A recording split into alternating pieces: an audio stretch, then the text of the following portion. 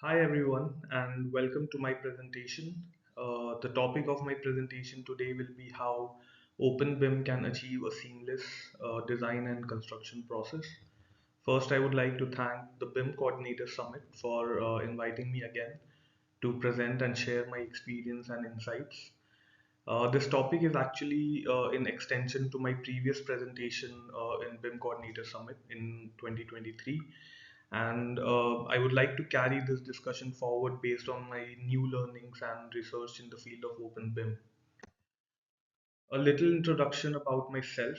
My name is Utkarsh Singh. I have over 7 years of experience in the BIM industry, and most of my journey has actually been in interior design, contracting, and manufacturing.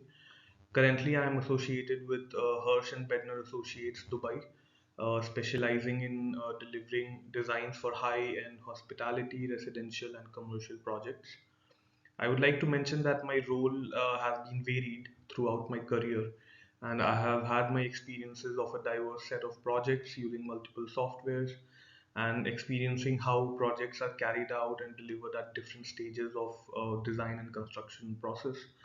This has led me to question the conventional BIM ways that we used to deliver projects and how things could be made more productive and efficient. Hence, I believe the concept of open BIM could turn out to be really a solution and revolutionize how we think and we do things today.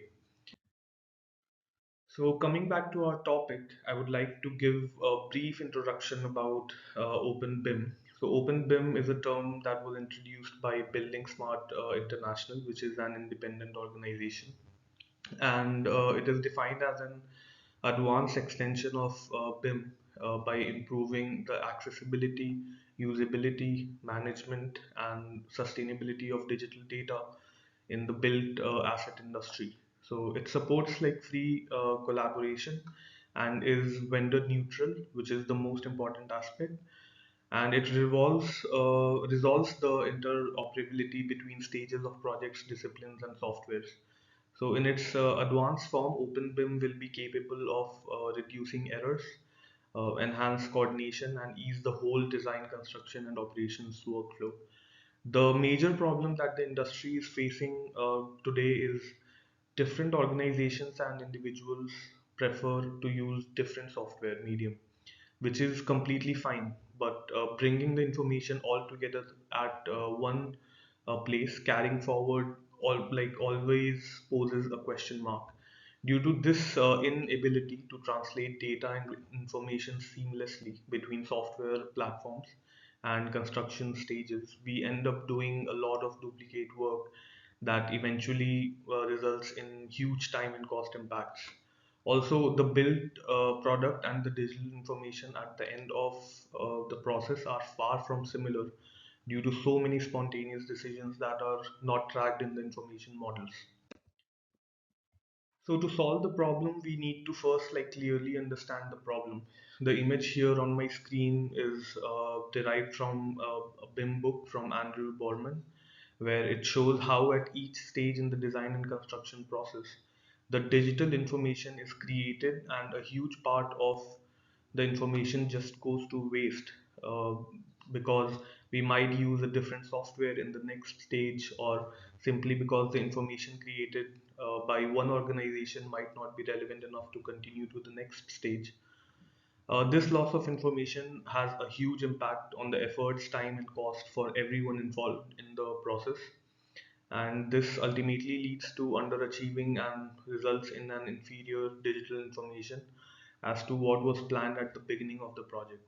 The legibility and the interpretation of digital information that can actually vary individual to individual and organization to organization forces the use of alternate documentation that opens a whole new room for errors and deviation. So there are quite a few stumbling blocks in the whole conventional BIM process, some of which I have tried to demonstrate through the above images. The first image demonstrates the issue of interoperability in the current process. If there are more than one software used, which is often the case and which is not completely wrong, information translation takes a huge hit, and we end up losing considerable amount of information. For example, imagine a designer using SketchUp to conceptualize the design at an early stage, which is quite common. That is used for modelings, renders, or whatsoever. The information needs to be transferred to Revit at a detailed design or a tender stage, and there is simply no way to transfer or carry forward the project into BIM. The BIM process cannot utilize the SketchUp data, and the whole process needs to start from scratch again. So the second image on the right demonstrates the issues that we face during the BIM process, where multiple BIM teams are involved and models are live and undergo quite a lot of changes. In the current system, although changes in the models can be communicated through clouding, 2D drawings, or redline markups, but it is not an authentic and validated process. The clouding process can be very subjective, so there is no actual legal change ledger or tracker that is part of the communication protocol. Honestly, change management is one of the key issues uh, in the current system and forms the premise where OpenBIM is required. The last bottom image shows the chain of events when the project travels from one stage to another, and at each stage, we have to introduce new consultants and new individuals that have their own preferences, and there is a huge amount of information loss, and the data may be misinterpreted at each step. So, this is a major cause of why there is huge differences in digital information generated and the actual product. This is one of the major hindrance in achieving a complete digital twin. So it's not that there has not been advancements in this field, and IFC is one example, which stands for Industry Class Foundation. It is a file format that was created on the grounds to facilitate an open BIM system. It is definitely a starting point, but there's a lot that needs to be corrected, and that does not work in the current scenario. And there's a lot of room for evolution. So I would like to shed some light on a few major issues with IFC. IFC, first of all, is just an exchange format, which unlike open formats, for example, .rvt, which is a Revit file, .skb, a SketchUp file, or .jpeg, which is an image file, etc., cannot be edited or modified, and mostly cannot be used for any type of editing or modification. It is just for viewing. In this process, the data validation is required at both the times. So whenever we export the file from the native software and then again importing into the new software, because both the softwares would have their own systems and own functions. So data validation would be required at both the steps. IFC formats do not capture the functionality of the native software, the original software. It mostly transfers the 3D geometry, which is like a static viewer, and the parameters as created, for example, in a Revit file, cannot be used or edited. In this case, the original software has all the model controls of editing, and it is like a one-way approach of collaboration. And IFC, like in the current system, does not solve the purpose it was built for, which is why organizations and BIM managers and leads have to stick to one vendor specific software, even if it does not work for their discipline or strategy or does not solve their problem. They have to stick to like one vendor specific software to complete the project. So we understood what are the problems that we face with the current BIM systems. Now, the most probable solution to all these above listed problems is Open BIM. The concept of Open BIM poses a solution for most of the problems. So Open BIM, what are the advantages? Like first of all, it allows value engineering, not at one package or one phase level, but at an overall project lifecycle level. It enhances the productivity and efficiency as there is no or very minimal information loss, and reduces the risk of duplications or repeating the work. And OpenBIM translates data across all software platforms seamlessly, which allows each specialist to use their own tools that are best suited for their productivity and output. And OpenBIM will ultimately aid in taking more informed decisions backed by solid data to produce and manage the projects in a much better way from all aspects. This demonstration is from my previous BIM Coordinator Summit presentation, and I just wanted to give an excerpt of an issue from my past experiences. A few years back, when I was working with fit out and joinery contractor in the UAE, our goal was to set up a seamless BIM execution plan for an end-to-end design and construction process that embodies the idea of the whole file to factory method. But the current software and policy limitations posed a few issues, which are the following. Like starting the first steps of a construction process, right after the tender stages, we received like an IFC or Revit file that had basic LOD 200 to 300 data. This model was not completely useless. However, the families of the components like furniture, fixtures, etc., that were modeled in LOD 200 had to be remodeled again from scratch. This model combined with specification information is then used to generate 2D documents like PDFs or CAD drawings that were used by the fit out team for site. However, Revit is quite not built for something like joinery detailing. Although we could create joinery coordination models, the model could not be directly used to send to the factory for manufacturing. One of the most common softwares used as a file to factory bridge for joinery is CAD plus T. And like CAD plus T does not have any interoperability with Revit. So the models documents had to be created in the software again from scratch. The CAD plus T, what it does is you have to draft the model in CAD plus T and it generates an Excel file plus a CNC data that goes to the CNC machines for manufacturing. This was a major pain to repeat the whole process at each stage of the project, and we firsthand experienced the wrath of losing project data at each point. This proves why adding an additional step at each stage of the project causes deviation between the final product and the digital information. So the main three problems that we need to solve by OpenBIM, or we aim to solve by OpenBIM, are first is tracking change and validation. The second is distributed responsibility, and the third is introducing like an integrated common data environment framework. So first coming to the change management, change is something that cannot be controlled and it is inevitable. So it is bound to happen. What we can do is manage the change in a better way that is useful for the whole project and leads to more efficient and productive process. So the main pointers that we need to consider in this case are all parties must have access to a change tracker or ledger that gives them more control over different versions of the same file, and each change needs to be documented throughout the process, so there has to be documentation of all the changes.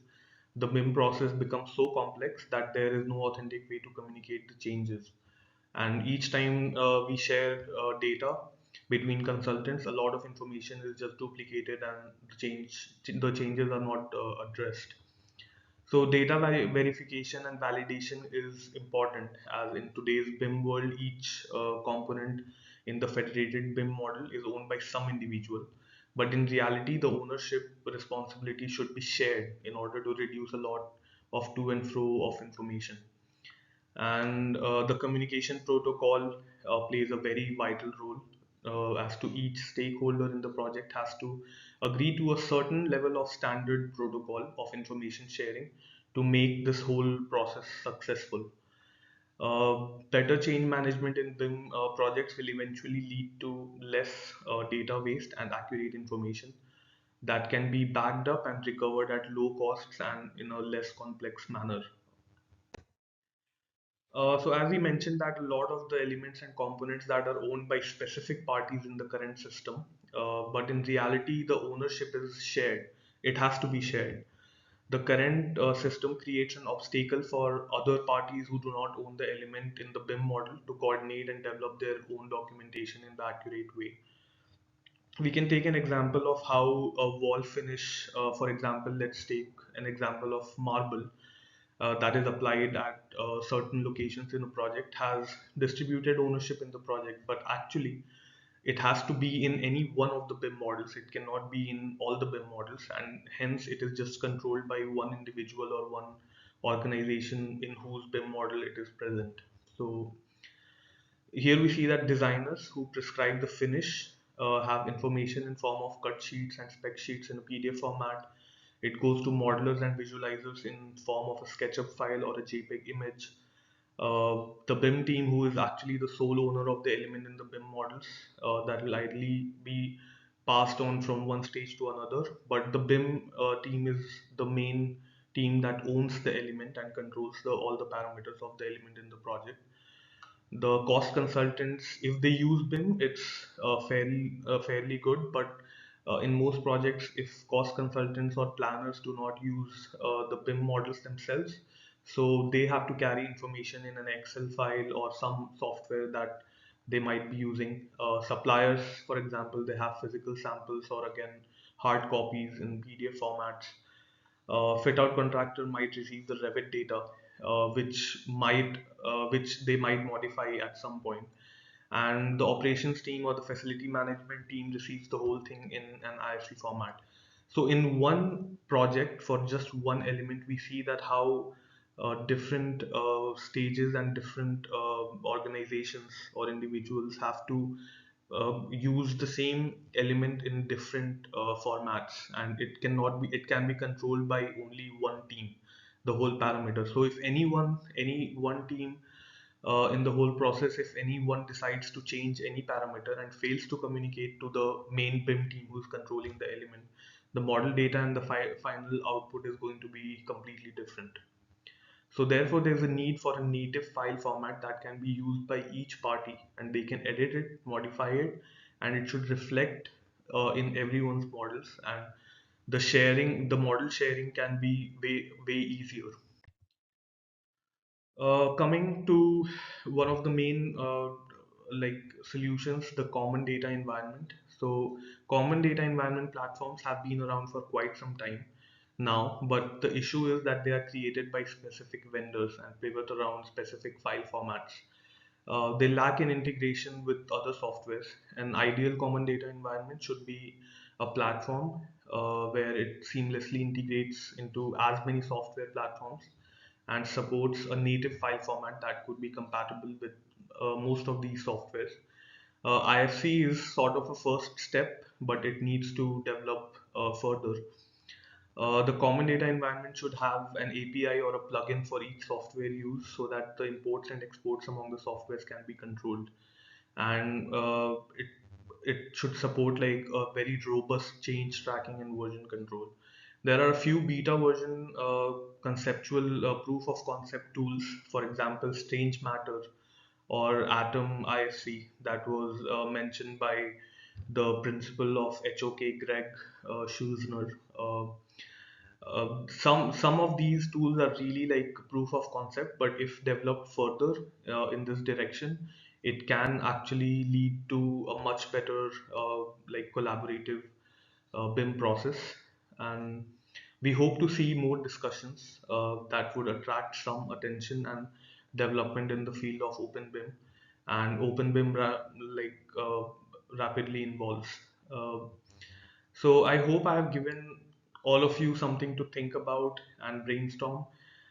Thank you for listening to my presentation, and I would like to extend this discussion to as many individuals as possible. I look forward to connecting with more professionals who are more interested and would like to take the discussion forward. Again, great thanks to BIM Coordinator Summit for giving me this opportunity. Thanks a lot.